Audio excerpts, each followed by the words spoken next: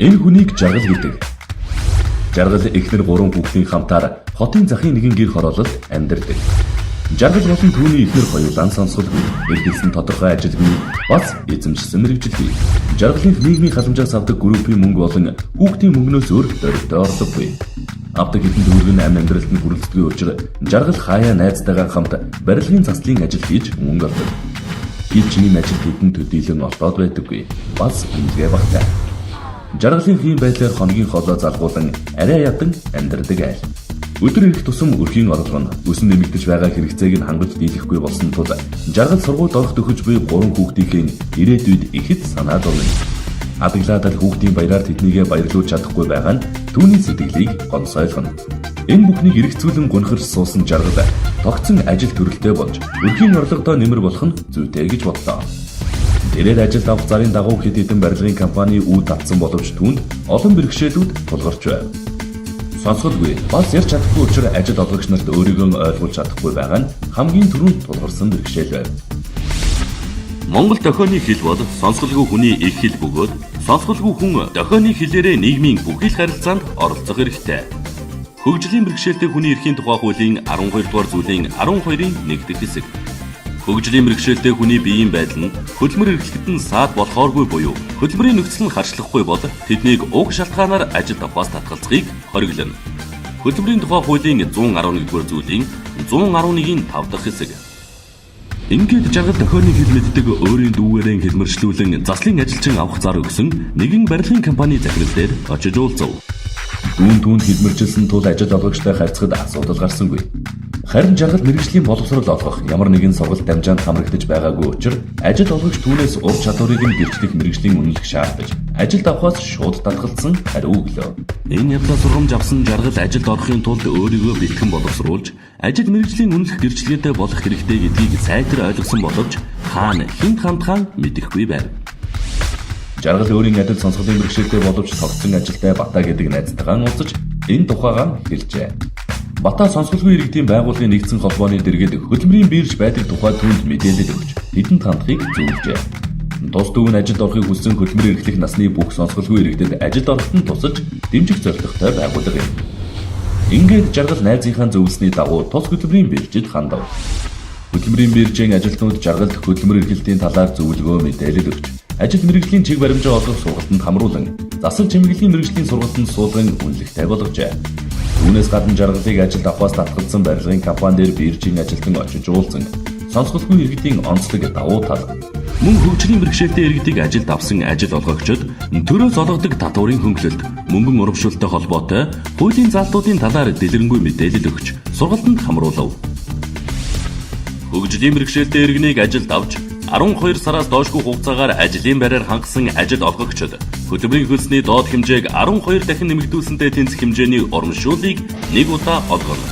Хөдөлмөр эрхлэлтийг дэмжих тухай хуулийн 15 дугаар зүйлийн 15-ын 1-ийн 4 дахь заалт. 50-аас дээш хувиар хөдөлмөрийн чадвараа алдсан хөгжлийн бэрхшээлтэй иргэн ажилдаг аж ахуй нэгжид нийт ажилчдад хөгжлийн бэрхшээлтэй иргэний эзэлж байгаа хувь хэмжээгээр тооцсон албан татварын хөнгөлөлт үзүүлнэ.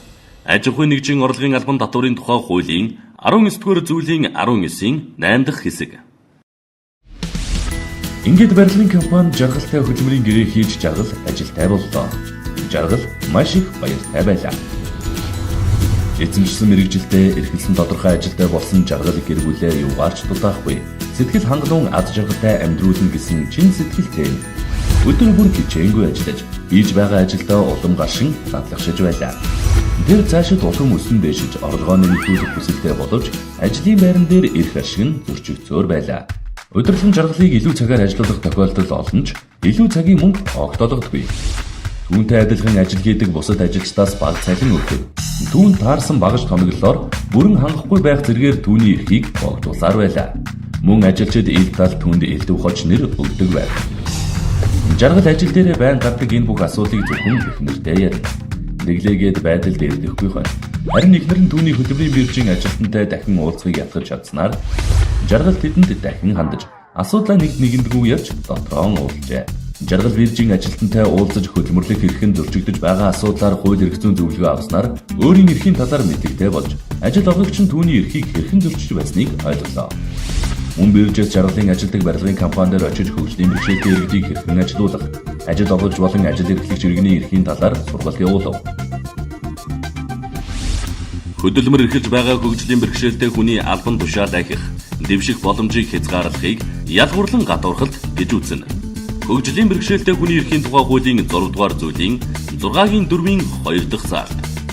Хөгжлийн бэрхшээлтэй хүн ажилд орох, албан тушаал дэвших, цалин хөлс, нөхөн олгуур авах, хөдөлмөр эрхлэх, хөдөлмөр эрхлэлтийг дэмжих арга хэмжээнд бусадтай адил эрхтгийж хамрагдах хэрэгтэй. Хөгжлийн бэрхшээлтэй хүний эрхийн тухай хуулийн 17 дугаар зүйлийн 17-гийн 1 дахь хэсэг. Төрийн байгууллага, иргэн, хуулийн этгээд нь хөгжлийн бэрхшээлтэй хүний бие эрхтэн, хөгжлийн онцлогт нийцсэн ажлын байрыг хөдөлмөрийн тухай хууль заасны дагуу бий болгож ажилуулах үүрэгтэй. Хөгжлийн бэрхшээлтэй хүний эрхийн тухай хуулийн 17 дугаар зүйлийн 17-гийн 3 дахь хэсэг. Ийхүү жаргал өөрийн эрхийг хамгаалах чадвартай болсноос гадна ажиллаж буй байгууллагын удирдлага нь хуулиар хүлээсэн эрх үүргээ ойлгон ухамсарлаж түүний ажиллах нөхцөл байдлыг сайжруулан хэрэгцээтэй тоноглол хэрэгслээр ханган цалин хөлсийг нь хуулийн дагуу олгодог болов. Жаргалын гэр бүл одоо юугаарч дутахгүй сэтгэл хангалуун ад жаргалтай амьдарч байна. Жаргалын хувьд эзэмшсэн мэрэгжилтэй, эрхэлсэн ажилтай, тогтмол орлоготой болсон төдийгүй ажлынхаа хажуугаар их нэлтэйгийн хамт өөрийн гэсэн жижиг бизнестэй болоод амжижээ. Жаргалын хандсан сонсогдгүй иргэдийн хөдөлмөрийн бирж нь дараах 4 төрлийн үйлчилгээг үзүүлдэг байна.